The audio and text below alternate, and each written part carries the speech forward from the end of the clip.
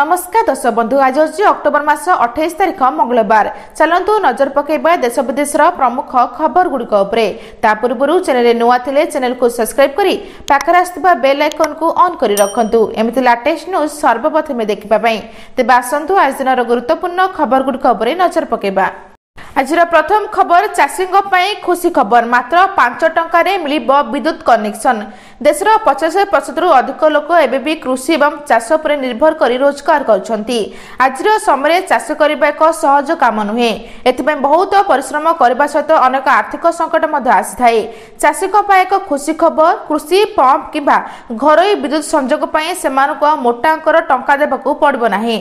मध्य प्रदेश राज्य सरकार एवं मध्य प्रदेश विद्युत बंटन कंपनी लिमिटेड एक नूतन योजना आरंभ करछंती, जहां अधीन चाषी एवं घरे ग्राहक माने मात्र 5 टंका एक वैध विद्युत संजोग पाई पारिबे।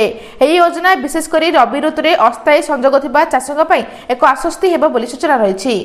परवर्ती खबर स्कूल छुट्टी की नहीं बड़ घोषणा। 2 दिन स्कूल अंगनवाड़ी छुट्टी। बात्या खोर्धा जिले में 2 दिन स्कूल छुट्टी घोषणा कर स्कूल सह अंगनवाड़ी केन्द्र 28-29 रे छुट्टी नहीं सोमवार जिला प्रशासन पक्षर सूचना दी जाइए। सेपरी दक्षिण ओडिशा रे 8टी जिले में स्कूल छुट्टी घोषणा कर विद्यालय गणशिक्षा विभाग पक्षर स्कूल छुट्टी घोषणा कर आज 30 तारिख जाए 8टी जिले में स्कूल बंद रहिबो।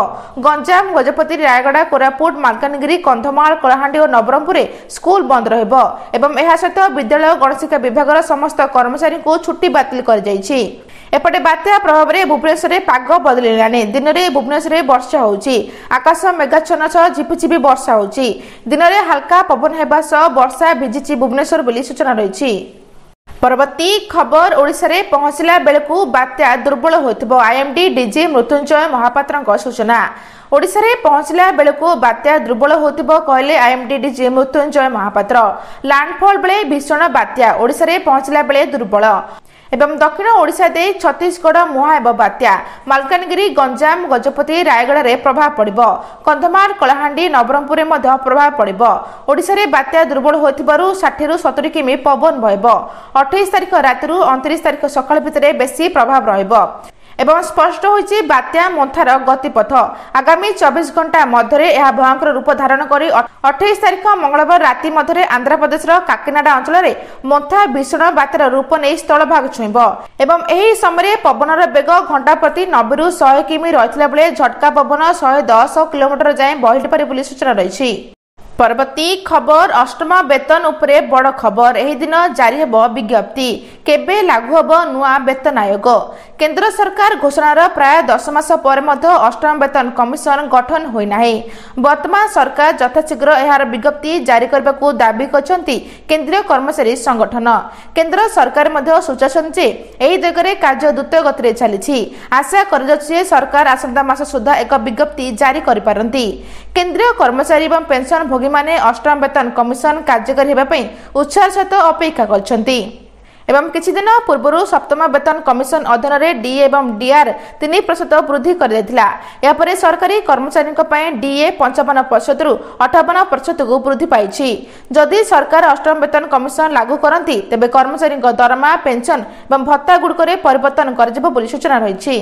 परवर्ती खबर आलू प्याज दर न बढ़िबा को मंत्री का तागिद।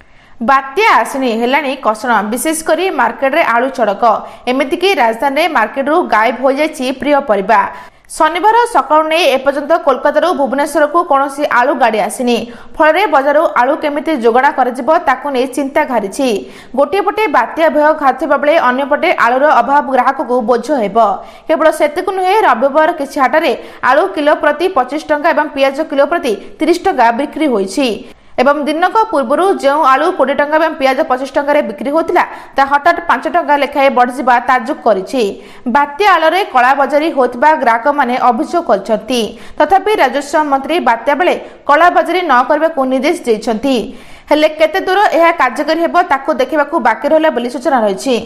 परवर्ती खबर कृषक पई खुशी खबर आसला तारीख एही दिन मिलिबो पीएम किसान टंका। कृषक बड़ खबर केंद्र सरकार द्वारा कृषक को आर्थिक सहायता प्रधानमंत्री किसान योजनार 21तम किस्ती जल्दी कृषक अकाउंट को जीव। यह योजनार अंतर्भुक्त वर्ष को कृषक बैंक खाता को 6,000 टंकार आर्थिक सहायता दि जाए। वर्तमान सुधा कृषक को 20तम किस्ती प्रदान करथिला बेले आगामी दिन में 21तम किस्ती मिलिबो। तेबे खबर मुताबक नवेम्बर मासर प्रथम सप्ताह पीएम किसान योजनार परवर्ती किस्ती टंका कृषक अकाउंट को जीव, किंतु एने कौनसी सरकारी सूचना बा विज्ञप्ति प्रकाश पाई नाही। गत अगस्ट 2 तारिख में पीएम किसान योजनार 20तम किस्ती प्रदान कर देथिला एवं प्रधानमंत्री नरेंद्र मोदी वाराणसी 9.61 कोटी किसान को डीबीडी माध्यम 20,500 कोटी अधिक टंका प्रदान करथिले बोली सूचना रही। परवर्ती खबर एणिकी आधार कार्ड अपडेट पे 50 टंका नुहे देवक पड़ो एतिक टंका। नवेम्बर हो महंगा नियम परिवर्तन कला उदायी। आधार कार्ड धारक बड़ खबर भारतीय स्वतंत्र परिचय प्राधिकरण 2025 रे आधार संपर्कित अनेक गुरुत्वपूर्ण परिवर्तन घोषणा करिछि, जहाँ देशर 1 बिलियन रु अधिक लोक को प्रभावित करब। नवेम्बर 1 रु हेबा महंगा। उदायी आधार अपडेट पे शुल्क वृद्धि करिछि, जहाँ नवेम्बर 1, 2025 रु लागू हेबो। एबे जदि आपणकर नाम ठिकाना जन्म तारीख किंबा मोबाइल नंबर परी विवरणी परिवर्तन करबा चाहती तेबे आपनकु 75 टंका देबको पड़बो। तासो बायोमेट्रिक अपडेट आंगुड़ी छाप आइरिस किंबा फोटो पई एबे 100 टंका वृद्धि पाई 125 टंका हेबो। ए नुआ शुल्क 2028 पर्यंत कार्यकारी हेबो। परवर्ती खबर एणिकी एही माने सुभद्रा योजना रु पड़िबे बाद कटिजिबो तालिकारु ना। छात्री माने वार्षिक 18,000 टंका अधिक छात्रवृत्ति पाउछंती कि कौनसी महिला को केंद्र किंबा राज्य सरकार को ठारू 18,000 किंबा याडर अधिक टंकार आर्थिक सहायता मिलुछि कि जदि आपण एपरी सरकारी सहायता पाउथिबे तेबे सुभद्रा योजना रु बाद पड़िबे। सुभद्रा योजनार एही गाइडलाइन अनुसार अयोग्य चिन्हट लगी महिला और शिशु कल्याण विभाग निर्देशिका मोनिशा बानार्जी उच्चशिक्षा विभाग एवं अनुसूचित जाति जनजाति और संख्यालघु विभाग सचिव को पत्र लिखिछंती। उक्त पत्र उल्लेख कर सुभद्रा निर्देशावली अनुसार यह योजना अधीन योग्य होगापी हिताधिकारी बयस 21 वर्ष किंबा ताठारु अधिक एवं 60 वर्ष कम होथिबा आवश्यक। राज्य किंबा केंद्र सरकार कौन योजना अधीन जदि वार्षिक 18,000 टंका किंबा ताठारु अधिक अर्थ सहायता ग्रहण करथिबे से क्षेत्र में संपुक्त महिला अयोग्य घोषित हेबे बोली सूचना रही। परवर्ती खबर राजस्थान रे मागणा बस यात्रा महिला को निहाती जरूरी यही कार्ड किपरि करिवे आवेदन जानतु। देश में राजधानी में महिला मानक अनेक योजना प्रचलन कर यात्रा समय महिला माने जपरी असुविधार सम्मुखीन न हुंतु से दिल्ली सरकार विशेष ध्यान देउछंती। निकट में दिल्ली सरकार सहेली स्मार्ट कार्ड लॉन्च करछंती। जने अधिकारी कहछन जे smart card national common mobility card अधीन प्रदान करा जिवो एवं यही कार्ड केवल डीटीसी एवं क्लस्टर बस रे मागणा यात्रा करने को अनुमति दिए एवं किए आवेदन कर पारिबो। दिल्ली सरकार कहछन जे एही कार्ड गुडक महिला एवं ट्रांसजेंडर को पई सुरक्षित सुगम एवं सार्वजनिक परिवहन एक नूतन जुग आरंभ करछि एवं सेमाने कहछन जे कार्ड हजिगले व्यवहारकारी मानकु जरिया रे बैंक को जणाबाकू पड़िबो, जहा यार नियम एवं शर्तावली आधार रे एक बदल कार्ड प्रदान करजु बोली सूचना रही। परवर्ती खबर पूरे हब आंतर्जातिक क्रूज टर्मिनाल 500 कोटी टंकार चुक्ति। इंडिया मैरिटाइम वीक्स 2025 रे मुख्यमंत्री मोहन माझी ओडिशा को पूर्व उपकूल उदयमान सामुद्रिक हब रूपे उपस्थापन करी पोर्ट आधारित अर्थनीति गढ़ा प्रस्तुति देइछंती एवं केंद्र गृहमंत्री अमित शाह उद्घाटनी अधिवेशन में जोगदे से पोर्ट क्षमता को 500 मिलियन टन को वृद्धि करछंती। बाहुडा पोर्ट पे 21,500 कोटी टंका एवं जहाज निर्माण क्लस्टर पे 24,700 कोटी उल्लेख करी उद्योगपति को निवेश आह्वान करछंती एवं पूरे 500 कोटी टंकार आंतर्जातिक क्रूज टर्मिनाल पे पारादीप पोर्ट एवं ओडिशा मैरिटाइम मध्य एमओयू स्वाक्षर होछि। एशिया ब्लू इकोनॉमी प्रकल्प पे भारतीय पोर्ट एसोसिएशन 500 कोटी सामुद्रिक संग्रहालय एवं चतुर्लाइन रोड पे एमओयू स्वाक्षर होछि बोली सूचना रही।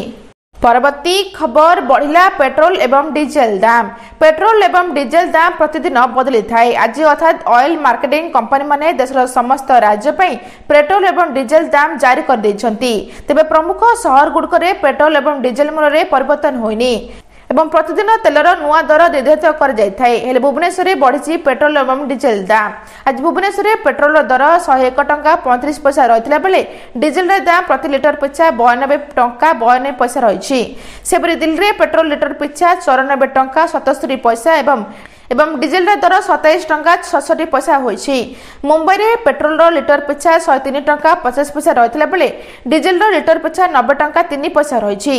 सेपरि कोलकाता रे पेट्रोल दर 105 टंका 41 पैसा रहितला बेले डीजेल दर 92 टंका 2 पैसा रहिछि। सेपरि चेन्नई रे पेट्रोल दर 100 टंका 80 पैसा रहितला बेले डीजेल दाम 92 टंका 39 पैसा रहिछि बोली सूचना रहिछि। आज एतिकी दर्शक बंधु भिडियोटी भल लगे चैनल को गोटे लाइक करी सब्सक्राइब करी शेयर करबा जम्मा भी भूलंतु नहीं। रहुछि नमस्कार।